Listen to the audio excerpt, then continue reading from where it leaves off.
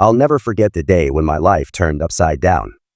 It started like any other, with the usual routine of work, traffic, and small talk with my wife, Maria.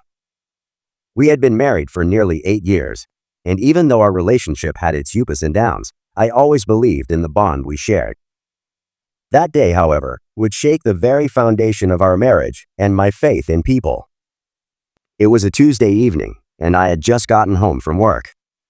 I was running late because of a last-minute project, and by the time I walked in, Maria was already in the living room, scrolling through her phone with a glass of wine on the coffee table. She looked up when I came in, smiling at me in that way she always did, like she had something exciting to share. "You're home late," she said casually, standing up to give me a quick kiss on the cheek. "Yeah, got caught up with some things at work," I replied, dropping my bag on the chair. I was tired, mentally and physically drained from a long day. "Anything interesting on TV tonight?" "No, not really," Maria said, her voice light. "But you'll never guess who I ran into today." I paused, noticing something in her tone, a strange excitement that I hadn't heard in a while. "Who?" I asked. "Kevin. Remember him? From work? The guy who transferred to the New York office last year. Kevin. I remembered him all right. He and Maria had always been close at the office before he left for the transfer. I had met him a few times at company events, a good-looking, confident guy, maybe a little too charming for my taste, but I never thought much of it. He moved away, and that was the end of it, or so I had thought. "Kevin?" I repeated, trying to sound indifferent. "What's he doing back here?" "Oh, he's in town for a few days on business. We grabbed lunch together today to catch up." She sat back down, picking up her glass and taking a sip, her eyes fixed on me in a way that made my stomach twist slightly. "Lunch, huh?" I said, trying to hide the sudden tension I felt creeping into my chest. "That's nice." "Yeah," Maria replied, putting her glass down. "Actually, he invited me to dinner tomorrow, just to catch up more." I froze, the casual way she said it hitting me like a slap. "Dinner?" I asked, my voice harder than I meant it to be. "With him? Alone?" She gave me a look, half surprised, half amused. "Yeah, it's just dinner. We're old friends, Sam." I stood there, staring at her, feeling a strange mixture of anger and confusion bubbling up inside me. It wasn't just the idea of her having dinner with this guy, it was the way she said it, like it was no big deal. Like I was overreacting before I even had a chance to react. "I don't think that's a good idea," I said, trying to stay calm. "You're married. He's not just an old friend. You guys used to spend a lot of time together." She rolled her eyes, picking up her phone again. "You're being paranoid. It's just a friendly dinner. We worked together for years." "Friendly dinner or not, Maria, it doesn't feel right. I don't trust the guy." At that, she looked up sharply. "You don't trust him? Or you don't trust me?" That question cut through me. I hadn't expected this conversation to turn into a confrontation, but here we were, standing on the edge of something I hadn't seen coming. I didn't want to accuse her of anything. I loved her, but the uneasy feeling in my gut wouldn't go away. "It's not that," I tried to explain. "It's just, you're married, Maria. Having dinner with some guy who used to have a crush on you, it doesn't feel right." She stared at me, her eyes narrowing. "A crush? He never had a crush on me.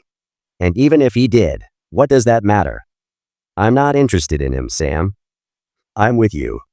We're married." I wanted to believe her. I really did. But something about the way she was so quick to dismiss my concerns only made me feel worse. We went back and forth for what felt like hours, neither of us willing to give an inch. Eventually, Maria got frustrated and said, "You know what? Fine. I'll cancel the dinner. But I'm doing it for you, not because I agree with you." She grabbed her phone, sent a quick message, and then dropped it on the table with a huff. "Happy?" "Not really." The tension hung in the air between us, thick and heavy. I didn't want to fight, but the unease that had settled in my chest wasn't going away.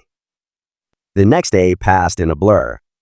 I tried to focus on work, but my mind kept drifting back to the argument, the strange way she had reacted.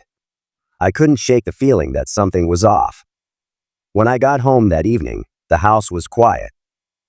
Maria wasn't there, which wasn't unusual. She sometimes ran late from work, but after our argument the night before, her absence felt like a bad omen. I called her phone, but it went straight to voicemail. I left a message, telling her to call me back when she could. Then I waited. And waited. By 8:30 p.m., I was pacing the living room, my mind racing. Why hadn't she come home yet? Why hadn't she called? I tried to convince myself that everything was fine, that she was just working late. But that nagging feeling in my gut was back, stronger than ever. I called her phone again, and again it went to voicemail. This time, I didn't leave a message. Instead, I grabbed my jacket and keys, heading out the door. Something wasn't right, and I needed to find out what. I drove to the office, hoping that maybe she had stayed late. When I pulled into the parking lot, I noticed that most of the lights in the building were off. But I saw her car parked near the back entrance. My heart started pounding in my chest. I parked and headed inside, my footsteps echoing in the empty hallway. The place was nearly deserted, but as I reached the elevator, I heard voices coming from one of the conference rooms down the hall. I hesitated for a moment, then moved closer. As I approached the door, I could hear them more clearly, Maria's voice and Kevin's. They were laughing, talking softly. I stood there, frozen, my hand hovering over the doorknob. Part of me wanted to burst in, confront them, demand to know what was going on. But another part of me was terrified of what I might find. I pushed the door open quietly, just enough to see inside. There they were, sitting close together at the table. Kevin was leaning in, his hand resting casually on Maria's arm, and she was smiling. Not the kind of smile she gave me, but something else. Something more intimate. I felt like the ground had dropped out from under me. My vision blurred with anger and betrayal. Every warning bell that had been going off in my head since yesterday now rang louder than ever. This wasn't just a friendly catch-up. I had been right all along. Without thinking, I stepped into the room. Maria's smile faded instantly when she saw me. "Sam, what are you doing here?" she stammered, pulling her arm away from Kevin's grasp. I ignored her question. My eyes locked on Kevin, who had the audacity to stay seated, looking up at me like I was interrupting something private. "I think you should leave," I said to him, my voice shaking with barely controlled rage. Kevin glanced at Maria, then back at me, a smirk playing at the corners of his mouth. "Sam, this isn't what you think," he started, but I cut him off. "Leave. Now." He stood up, raising his hands in mock surrender. All right. I was just keeping Maria company while she waited for you." I wanted to hit him, to wipe that smug look off his face. But I couldn't lose control. Not here. Not now. Kevin walked past me, his shoulder brushing mine as he left the room. I stood there for a moment, breathing heavily, trying to calm the storm of emotions raging inside me. When the door closed behind him, I turned to Maria. She was standing now, arms crossed defensively, her face a mixture of guilt and defiance. "Sam, it's not what it looks like," she began, but I wasn't interested in excuses. "I told you," I said, my voice barely above a whisper. "I told you this wasn't a good idea, and now look where we are." Tears filled her eyes, but I couldn't bring myself to feel sorry for her. The trust I had in her, the trust I had built over years of marriage, was shattered. I didn't mean for this to happen," she said, her voice breaking. "I wasn't going to. I swear." I shook my head, the weight of the betrayal pressing down on me. "But you did.